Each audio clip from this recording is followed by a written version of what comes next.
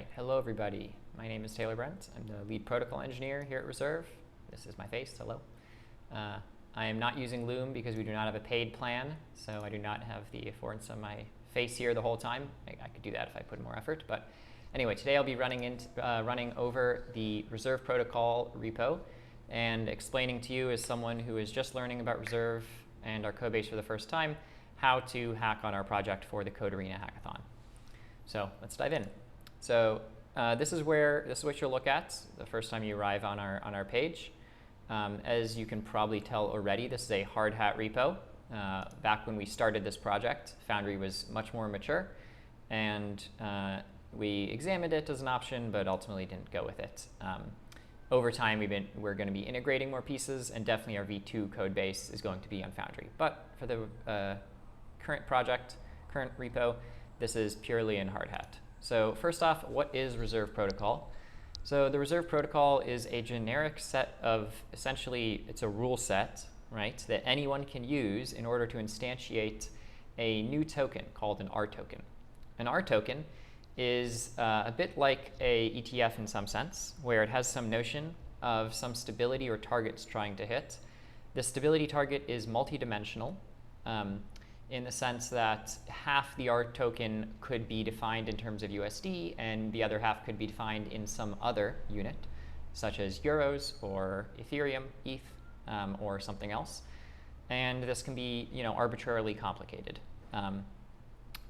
For each of those denominations, you have a further sort of division within that, what we call the target unit, into collateral tokens. So maybe you have 50% of the RToken is USD targeting, and it is invested in two collateral tokens, let's say compound USDC, which is a yield-bearing form of USDC that's in compound, and say, I don't know, DAI, for example, another yield-bearing form of DAI from the Yearn protocol.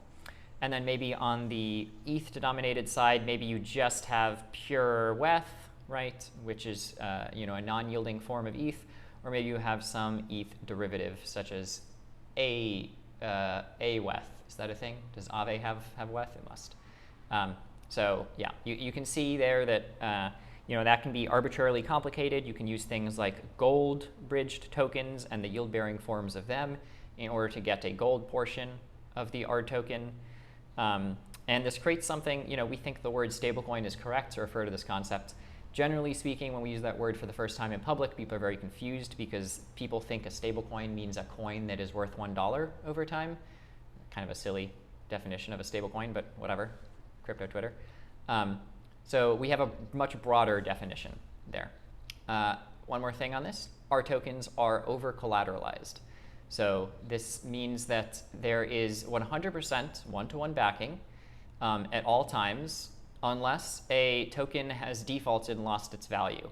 In the case of a bridged token, that could be the bridge has trouble and the bridged token loses some portion of its value. But it could also be that that bridge token is then put inside some DeFi protocol, and that DeFi protocol either suffers an attack or some sort of, people refer to as a black swan event in crypto. And our protocol, we're actually planning for this to eventually happen. It's not that we want it to happen, but we think it's kind of silly that everyone goes around in DeFi not planning for the bad cases. Like, the whole thing that we're doing here in the first place is to build systems that are robust, not ones that plan for the average case, but ones that plan for the worst case. So there's an RSR over collateralization portion. This is basically bootstrapped by the revenue streams that come from the collateral investments. And that RSR is staked, locked into the system, the RToken system, and if there is some loss in value for the collateral tokens that are backing at one-to-one, the RSR is seized and sold in order to buy up the missing collateral. Maybe that collateral, right, sorry, one more thing here. The basket, the collateral tokens that back an RToken over time, can actually change relatively freely. The protocol can do this on its own. You sort of encode as governance the set of tokens that you want the RToken to begin backed by, and then you define some basically backup rules for going from, for some target unit, such as USD or ETH or Euro, what are the set of collateral that you'd be okay backing up to in a time of stress? And basket changes can happen automatically by the protocol if they detect that something has gone wrong with one of the collateral tokens. Okay, so that was a little bit on the economic background, but I won't be talking more about the economics of the protocol. I'll just be talking about how to understand this as a developer trying to hack on our project for the Code4rena hackathon. So our project is relatively well documented, I would say. You can look inside the docs folder right here in order to find all the docs. There'll be one more doc by the time that you see this, which will be recollateralization.md, which will discuss the trading algorithm of the protocol for when it has to change backing, either due to just a normal governance change or due to the default of one of the backing tokens. Apologies, here we are. Links, what's most important? You'll definitely want to read the dev.env file right here.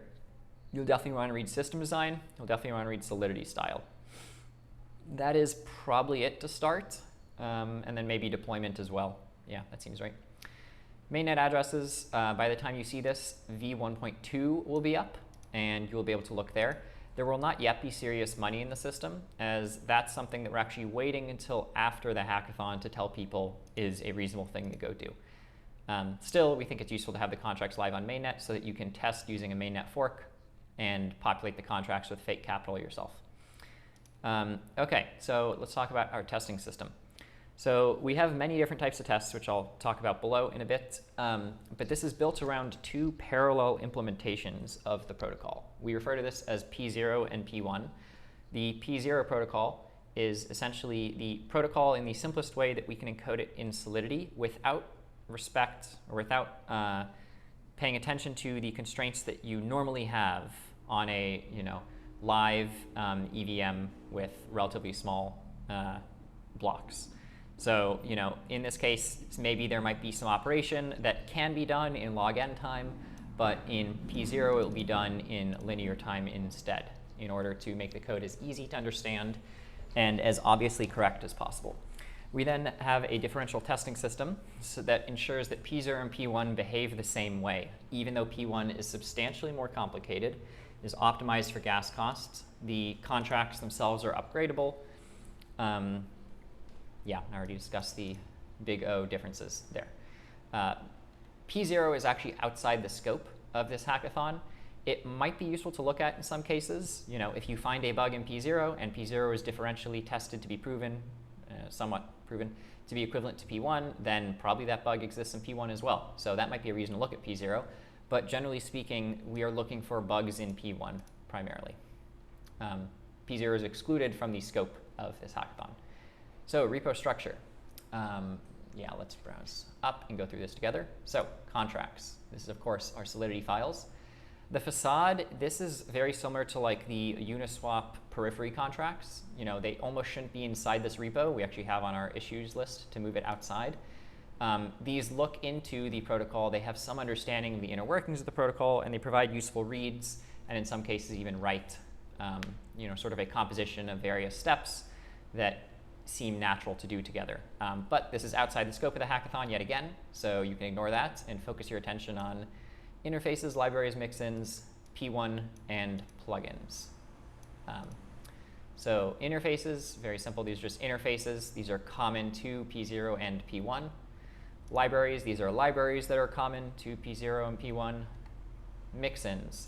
A mixin is a well-encapsulated contract that can be extended by other contracts, usually multiple contracts, in order to provide some affordance. So in this case, how to version it. This is very simple. It's just a 1.2.0 version. These are actually only inherited by a single contract, the main.sol contract. But it makes sense to separate them out because they are encapsulated so well. They sort of only do one thing. They're only trying to do one thing. And it makes it easier to understand the system overall. So skipping P0, let's jump into P1. I'll get into plugins after. So P1, we have here our list of contracts. These are basically one-to-one from, what is even the way to describe this? One-to-one from files to runtime contracts. The only contracts that actually has two runtime contracts is going to be the revenue trader, where the revenue trader gets instantiated twice, one for an RSR trader and one for an RToken trader. But otherwise, there's only one asset registry per RToken instance. There's only one backing manager per RToken instance. How these are arranged is that main.sol sits at the center as essentially a hub, and all the other contracts act as spokes that are off of main. So previously, I just clicked into the component registry mixin. That basically are those edges from main to the components. Components are the spokes in this hub and spoke model. So main is relatively simple. You can actually ignore this poke function. This is basically here for testing to prove equivalence between P1 and P0. We don't expect it's actually something that's interesting to use. And basically, you know, there's actually very little here other than being forced to override this function because Solidity is terrible sometimes. It's basically empty, right?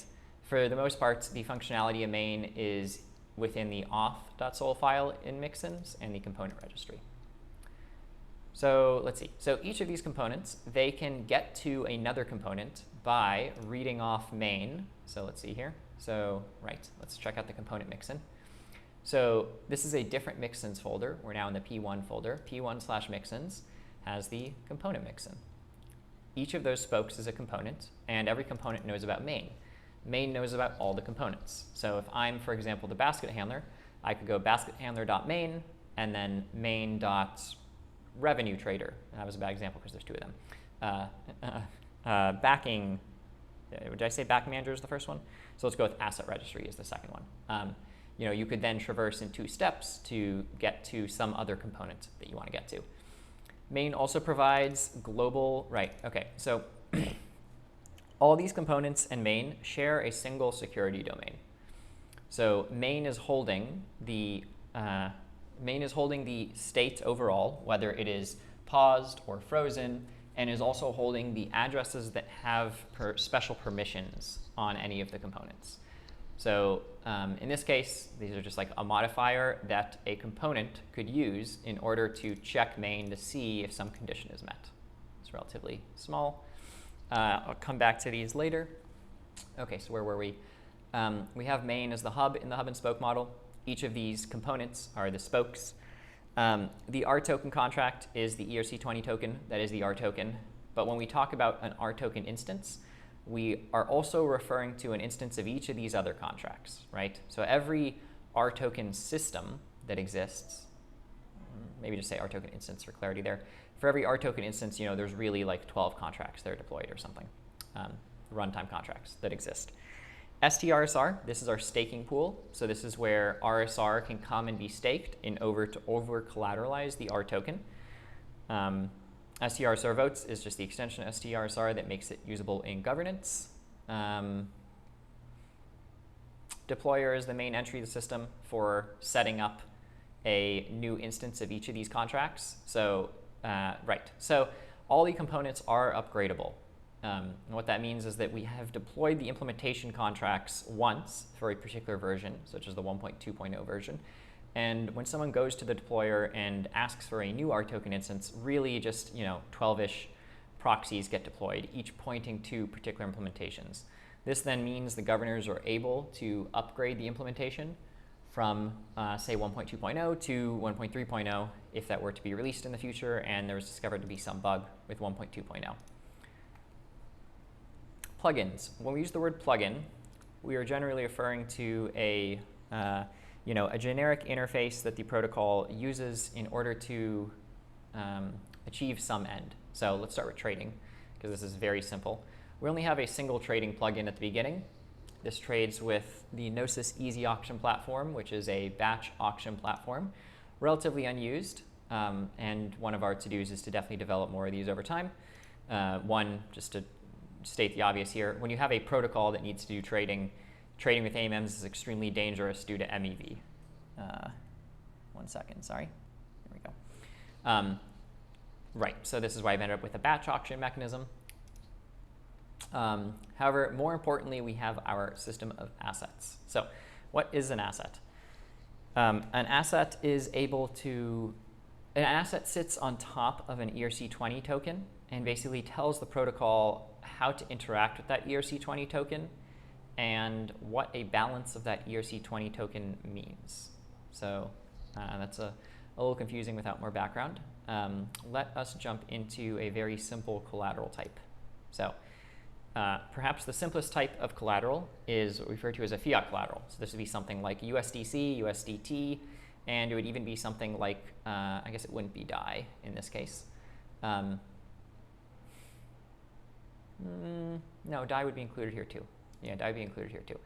Yeah, so it would be anything where you have a default check that could apply. What I mean by a default check is you have some operation that you want to do repeatedly over time to, sorry, someone's calling me. Ugh. Should have silenced that. Right. A collateral, okay, sorry, let's back up. I didn't start this the right way. Okay, so here's the interface for an asset. An asset is the broadest concept here. A collateral is a subset of assets, okay? An asset needs to be defined for any ERC20 token that can be interacted with for a particular RToken instance. And if an ERC20 has an asset associated with it, but it does not have a collateral, so that asset is collateral equal to false, then that asset, that ERC20, cannot be used to back the RToken. The RToken can trade it. It has some notion of what that ERC20 token is worth. It has some notion of how much it should trade maximally at a given time. Right, I should talk about units in a bit. No, I'm trying to keep the scope of this small. Okay, let me try to go fast here. Meanwhile, a collateral is a subset of asset that can be used as backing. It is targeting a particular target unit, such as USD. This would be the bytes 32 hash of it. It has some status between sound, iffy, and disabled. Sound is everything is fine. Iffy is something is going wrong, but it's not worth reaching a conclusion yet. And disabled is, yeah, we've reached a conclusion. Something is definitely wrong. Toss this thing out. And then we have exchange rates. And I'm not going to talk about our units in this video. Generally, our units are documented this way with these curly brackets. And you'll somehow see a division to refer to a rate here. But check out the docs/system design. It might be Solidity style. I think it's Solidity style, yeah, in order to learn more about our units. Okay, so plugins anyway. There will then be this process of people developing more and more plugins over time that tell the protocol how to treat some ERC20 token. We are only launching with integration with Aave, A tokens, Compound, C tokens, and raw fiat collateral, so things like USDC, Euro fiat collateral, slight deviation. This would be like EURT, which is a stablecoin, and non-fiat collateral. This would be something like WETH or WBTC. I guess self-referential would be the WETH. Non-fiat collateral would be WBTC. But we already have a bunch of plugins developed independently by people that we need to review and will eventually be added to the protocol. Eventually, the list of asset plugins should grow quite large. Governance is also a plugin. Any governing system can be used since the owner is just a single address. Mox, Aave, this is just basically things that were included from Aave, vendored in, so not very important. Okay, moving through, likewise here, vendored in, ERC20 permit upgradable, whatever. Backing up here. Testing, let's talk about testing. So we just looked in the contracts folder. Docs is where you're going to go to read more and understand and answer questions. Scripts, this is the normal hard hat scripts. We have scripts for deployment as well as verifying on Etherscan and some set of confirmations to do afterwards. I think these are excluded from the hackathon. I actually don't know. Double check that. It's not something we're particularly worried about there being errors in, but if there were, we would want to know that. So we'll see where we come down on that front, as well as addresses for various previous versions, and this is Goerli addresses. Okay, tasks, blah, blah, whatever. These are tasks. They're used to deploy contracts, not central. Testing. So this is the majority of the other half of the complexity, other than the contracts themselves. So, of course, we have gas snapshots. Testing, we generally talk about there being roughly 2 types of tests that we have. And I think this is described here, right? let's see. Yeah, here we are. So we have unit tests, and unit tests are general enough to run on both P0 and P1. And we have integration tests. Integration tests, I guess they are also general enough to run on P0 and P1. So all our tests run on P0 and P1. The difference between an integration test, here referred to as an end-to-end test, but really an integration test is that it does not use mock contracts. You know, for some token, it uses a mainnet fork of the current mainnet state and uses that real token. It uses the real underlying Aave DeFi system. It uses the real underlying compound system, so on. In our unit tests, we have mocked out those protocols, and as well as the tokens that we use inside the testing framework. Right, we also have a property testing system driven by Echidna. Basically, this is actually in the fuzz branch, not in master, so you won't see it inside the master branch. But this does what fuzz testing usually does: generate random inputs, try to pursue different regions of the state space that have not been explored, and make sure invariants are maintained the whole time and they're never false. Differential testing, this simply compares that P1 and P0 are behaving the same, modulo some small rounding differences, 1e negative 18 differences, and so on.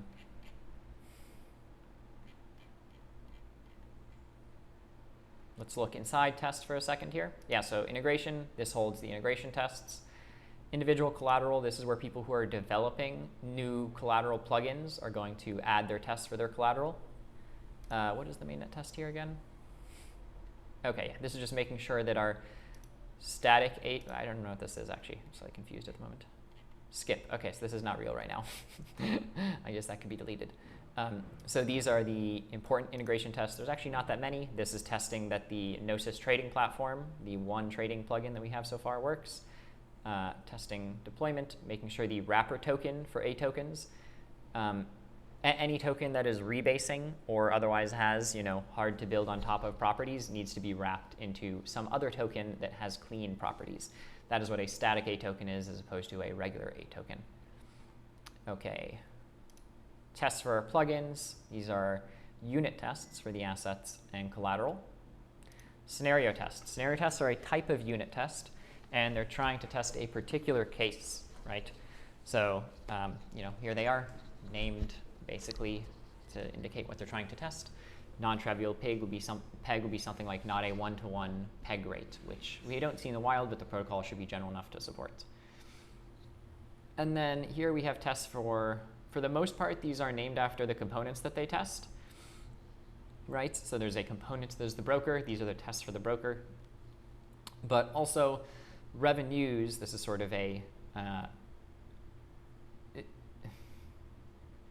revenues and recollateralization tests both test similar contracts, but in different use cases, right? We also have trading extremes. These prompt the protocol with absolutely absurd values for various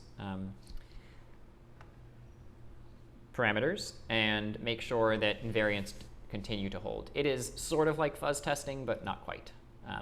Much dumber version of it, but also faster in some sense and more efficient. Yeah, I don't think I need to dive into any more of these. The facade tests, again, these are on the facade pieces, and since we're excluding the facade from the hackathon, you probably don't have to look at these. Just define what they are for a second. Facade read is just reads. You might notice some of the functions are actually mutator functions, and that's because they're intended to be executed via static call from the ethers.js library, and that is documented in the file. Facade write, this is actually sort of the main thing that the front ends can be written to use for deploying new RTokens. They basically batch up and compose a bunch of actions that you might want to take on a protocol, on an RToken instance, and do it all at once in order to set up an RToken cleanly. I'll skip facade act for now. Tools, we have a couple different tools integrated. Obviously, we have linting and linting on the JavaScript side as well through ESLint. Prettier in order to keep everything formatted nicely. We run Slither on our database, and we try to update the saved results here when we can. Not important, and utils not important. Okay, let's dive into targets and I think we're getting to the end here, so this is going pretty long. So these are the targets that you can use, that you should direct your attention towards. Again, the docs/dev-env is going to be a good place to look in order to see, okay, well, I see this a long list of targets. What exactly do I need to do? So here we are, compile, various types of testing, how to run a dev chain locally, how to actually deploy locally, and so on. There's some pre-push validation, blah, blah, blah. Right, back to the targets. To run our test suites, all of our tests can be addressed individually through these test : the subset you're trying to address. Fast is just for the pre-push hook and is sort of sitting across all of these different aspects and pulling a little bit in from each of them to make sure that things are broadly staying in sync. In CI, everything runs to completion, not just the fast tests. We try to maintain coverage, not quite 100%, but very close, and we have documentation in our code that indicates the lines that we think cannot be reached actually ever. We use a defense in depth approach there so that we don't actually remove those. This is actually a very complicated system as far as smart contract systems go.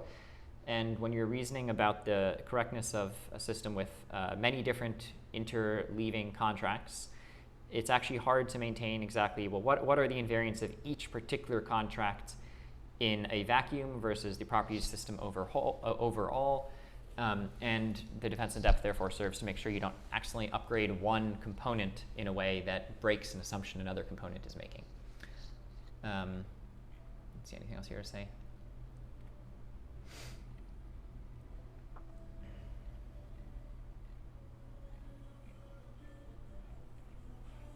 This might be it for getting started. Again, we explain very clearly what environment variables you need. Why is that not? Wouldn't this be right here? Oh yeah, here we are. Yeah. There's just 3 environment variables, I think, at the very beginning that you'll need to configure. Pretty simple. Yeah, and again, for getting started, I suggest reading dev, env, solidity style, and system design. Those are probably the most useful. Also, do read this token flow. Do take a look at this token flow diagram. Wow, that is not rendering well. Well, that's a tragedy. Okay, I could download that and so on, but I'm not going to waste time here. Basically, do take a look at this diagram. What this shows is the flow of capital through the system. Tries to describe what happens when appreciation of the collateral tokens occurs. How does that get split? How does that flow back into the protocol versus get handed out to stakers as revenue, and so on. I think that's it. That's what you need to begin hacking on our project here, I think.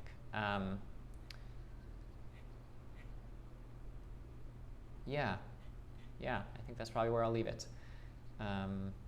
If you have questions, please post in our Discord. We will be tending to that. Hackathon, #devchat, channel devchat is a good place to look. And yeah, once again, read the docs. There'll be an additional doc here on recollateralization.md that will describe the, unfortunately, quite complex recollateralization algorithm. So how it is that the protocol actually chooses to trade when it finds itself in an under-collateralized state or there is some sort of basket change. Yeah, I think that is everything here. Looking forward to have everyone hack on this with us. Thanks so much. We're looking forward to what you guys are able to find. And have a good day, everybody. Bye.